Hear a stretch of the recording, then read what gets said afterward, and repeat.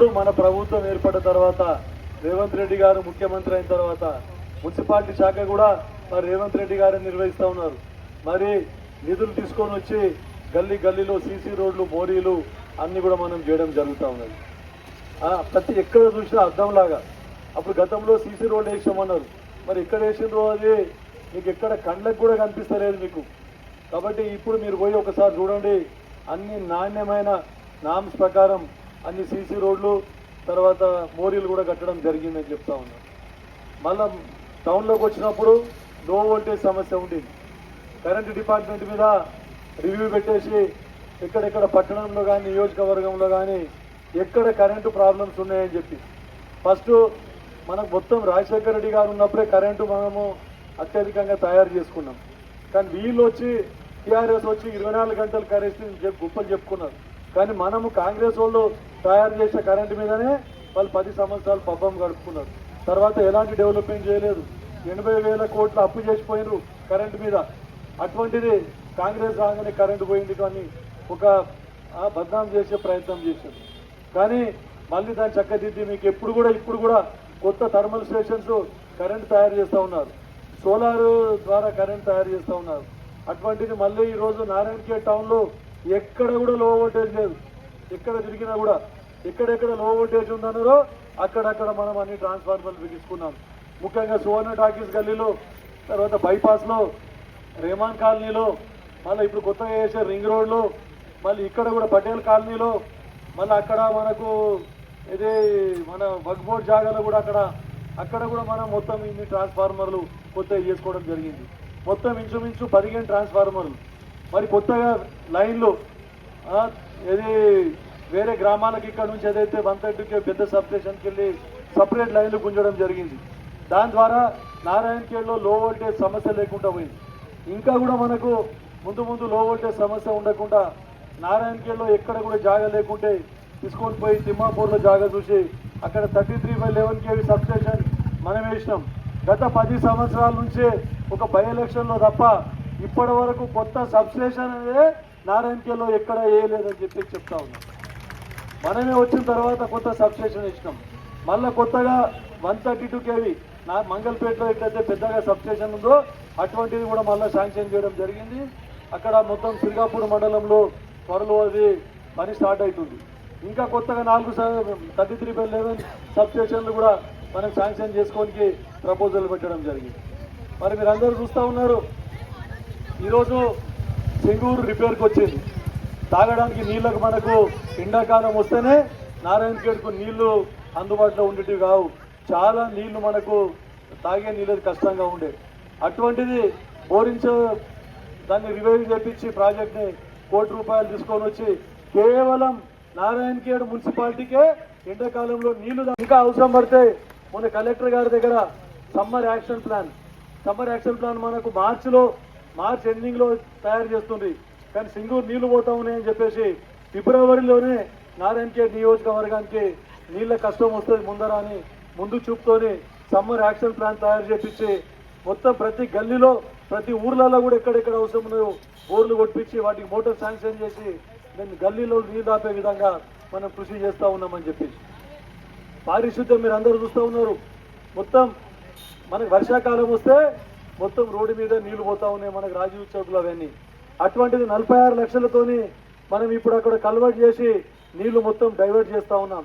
నీళ్లు రోడ్డు మీదకి నీళ్లు రాకుండా మళ్ళీ నాలా ఏదైతే ఉందో మసీద్ నుంచే అక్కడ చేపల మార్కెట్ ద్వారా అక్కడి వరకు 1,40,00,000తోని మనం అక్కడ మోరీ కూడా మళ్ళీ మనం పెద్దగా వెడల్పు చేసి రోడ్డు మీదకి నీళ్లు రాకుండా చేస్తూ ఉన్నాం. ఇటువంటి పెద్ద ప్లాన్స్ ఉన్నాయి. మన సుందరీకరణలో భాగంగా అంబేద్కర్ చౌక్ కానీ, బసవేశ్వర చౌక్ కానీ, రాజీవ్ చౌక్ ఇవన్నీ కూడా అన్ని చౌకులు సేవలాల్ చౌక్ సుందరీకరణలో భాగంగా మనం వాటిని మొన్ననే ₹1,20,00,000తో మనం పనులు ప్రారంభించుకున్నాం.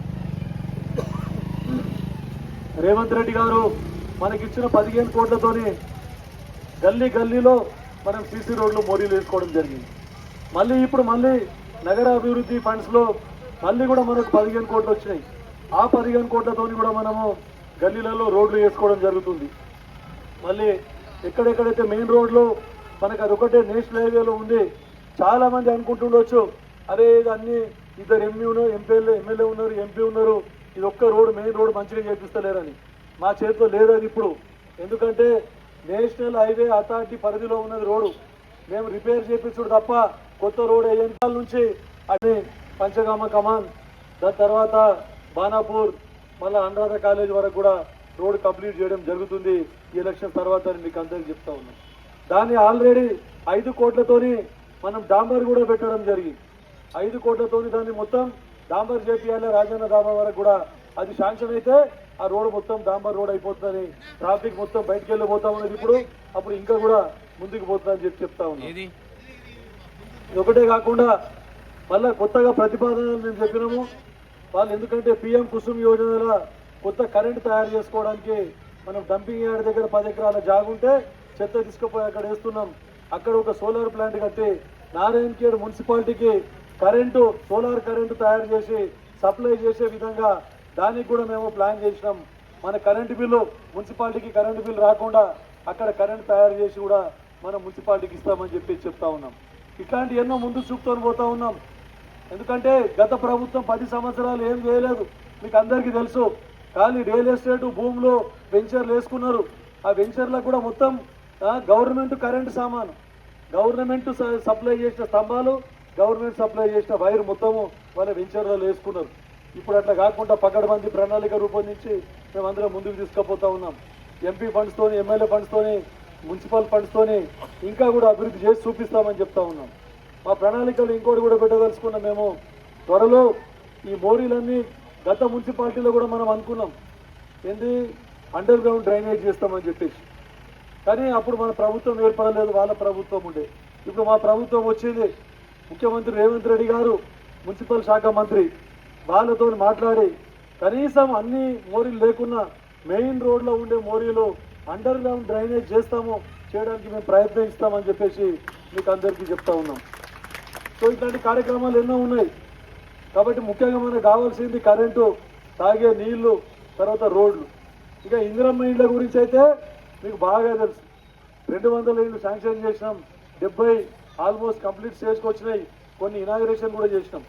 మళ్ళీ అప్పట్లాగా ఎట్లా పడితే చేయలేదు, డబుల్ బెడ్రూమ్ ఇచ్చిండ్రు, పైసలు తీసుకొని డబుల్ బెడ్రూమ్ అలాట్ చేసినాం. అవన్నీ క్యాన్సిల్ చేసినాం. చేసి ఇప్పుడు ప్రతి ఒక్కరికి ఇలా జాగా లేని వాళ్ళకు, గరీబ్ వాళ్ళకు అందరికీ ఐడెంటిఫై చేసి త్వరలో అవి 700 ఇండ్లు ఉన్నాయి, వాళ్ళకు కూడా జాగా లేని వాళ్ళకు డబుల్ బెడ్రూమ్ ఇండ్లు కూడా ఇస్తామని చెప్పేసి మీకు అందరికీ చెప్తా ఉన్నాం. ఇందిరమ్మ ఇండ్లు ఎంత మంచిగా అవుతున్నాయంటే ఒక్కొక్కరు 5 లక్షలు 6 లక్షలు వేసుకొని కట్టుకున్నారు. కానీ 5 లక్షలలో కూడా పిల్లర్లు లేకుండా బేస్మెంట్తోనే మనం 5 లక్షలలో కూడా ఇల్లు కంప్లీట్ చేయగలుగుతాం. 2 బెడ్రూమ్లు, ఒక హాలు, ఒక కిచెన్, ఒక బాత్రూమ్, ఎన్నో. మళ్ళా మొన్న కట్టనోళ్ళటువంటి ఎవరైతే కట్టకుండా పేరు రాపించుకున్నారో అవి క్యాన్సల్ అయినాయి. మళ్ళీ మొన్న 83 ఇండ్లు వచ్చినాయి. మళ్ళా తర్వాత సెకండ్ లిస్ట్ 45 ఇండ్లు వచ్చినాయి. అవుటికి కూడా మొత్తం ప్రొసీడింగ్ ఇచ్చినాం, అవుటికి కూడా ముగ్గు పోసి స్టార్ట్ చేసినాం. రెండో విడత election, local body election, MPTC, ZPTC అయిపోయిన తర్వాత మళ్ళా నారాయణఖేడ్కు 3500 ఇండ్లు మళ్ళా కూడా మా ముఖ్యమంత్రి గారు శాంక్షన్ చేస్తామని చెప్పడం జరిగింది. అది కూడా అప్పుడు ఇళ్ళ కొరత లేకుండా ఉంటుంది అని చెప్పేసి మీకు అందరికీ చెప్తా ఉన్నాం. L2లో పడ్డాయి, L3లో పడ్డాయి. L2, L3 కూడా మళ్ళీ మనం అన్ని L1లో వేయించి అవన్నీ ఇల్లు కూడా శాంక్షన్ చేసి ప్రొసీడింగ్ ఇచ్చి మళ్ళీ వారితో ఇల్లు కట్టించే విధంగా మేము కృషి చేస్తామని చెప్పేసి మీకు రేషన్ కార్డులు మీకు అందరికీ తెలుసు. ప్రభుత్వ పథకము ఏ పథకమైనా కూడా రేషన్ కార్డు ఉండాలి. గరీబోళ్ళని గుర్తుపట్టాలంటే రేషన్ కార్డు కావాలి, తెల్ల రేషన్ కార్డు. 10 సంవత్సరాల నుంచి రేషన్ కార్డు ఇవ్వలేదు. కొత్త పెళ్ళై కోడళ్ళు వచ్చిండ్రు, పిల్లలు పెద్దగా పెళ్లిళ్ళు అయినాయి, కానీ రేషన్ కార్డు ఇవ్వలేదు. ఖాళీ మభ్య పెట్టిండ్రు, అది చేస్తాం ఇది చేస్తామని మాటలు. కానీ మన ప్రభుత్వం రేషన్ కార్డు ఇచ్చినాం, సన్న బియ్యం ఇచ్చినాం అని. మళ్ళీ ఇప్పుడు షాపులు పెరుగుతాయి, రేషన్ షాపులు కూడా కార్డులు ఎక్కువైనాయి. కాబట్టి ప్రతి గల్లీకి ఇంకా కొన్ని గల్లీలలో కొత్త రేషన్ షాపులు కూడా మళ్ళీ శాంక్షన్ చేస్తామని కూడా మీకు అందరికీ చెప్పినాం. అదే కాకుండా గల్లీ గల్లీకి అంగన్వాడీలు కూడా ఇంప్రూవ్ చేసినాం. అంగన్వాడీలలో తర్వాత స్కూళ్ళల్లో డ్రెస్సులు ఇచ్చినాం, ఓపెనింగ్ అప్పుడే పుస్తకాలు ఇచ్చినాం, కాపీలు ఇచ్చినాం, మంచి భోజనం పెట్టించినాం, కాస్మెటిక్ ఛార్జెస్ పెంచినాం, హాస్టల్లో మొత్తం అందరికీ మెస్ ఛార్జెస్ పెంచినాం. మళ్ళీ అంగన్వాడీ బలోపేతం చేయడానికి ప్రీ ప్రైమరీ ఎడ్యుకేషన్ పెట్టినాం. పిల్లలు అంగన్వాడీలో ఉన్నప్పుడే వాళ్ళందరికీ చదువు నేర్పాలి, చదువు నేర్చుకొని మళ్ళీ స్కూల్కి పోవాలి, బయట ప్రైవేట్ స్కూళ్ళకి పోవద్దని గవర్నమెంట్ స్కూల్ అందరు టీచర్లు అపాయింట్ చేసినాం. 11,000 మంది టీచర్లు అపాయింట్ చేసి స్కూళ్ళని బలోపేతం చేసినాం. ఒక ఉర్దూ మీడియంకే టీచర్లు దొరకలేరు. అన్ని జాగాల్లో కూడా అన్ని స్కూళ్ళల్లో కూడా టీచర్లు మొత్తం మేము అందరినీ అపాయింట్ చేసినాం. త్వరలో దాన్ని కూడా బ్యాక్లాగ్స్ ఏమన్నా ఉంటే ఉర్దూ మీడియం సోదరులు చాలా మంది అడిగినారు. వాళ్ళు ఉర్దూ మీడియంలో కాలేజ్లో సార్ లెక్చరర్లు టీచర్లు లేరని అంటే దాన్ని కూడా ముఖ్యమంత్రి గారి దృష్టికి తీసుకొని పోయినాం. ఉర్దూ మీడియంకి సంబంధించి కూడా మనం ఖచ్చితంగా త్వరలో ఏమన్నా అవకాశం ఇస్తే ఉర్దూ టీచర్లను కూడా మనం అపాయింట్ చేసుకుంటామని కూడా మీ అందరికీ చెప్తా ఉన్నాం. మైనార్టీ సోదరులకు అందరం కబ్రస్థాన్ గురించి స్థలం కూడా ఇవ్వడం మేము ప్రపోజల్ పెట్టాం వక్ఫ్ బోర్డుకు.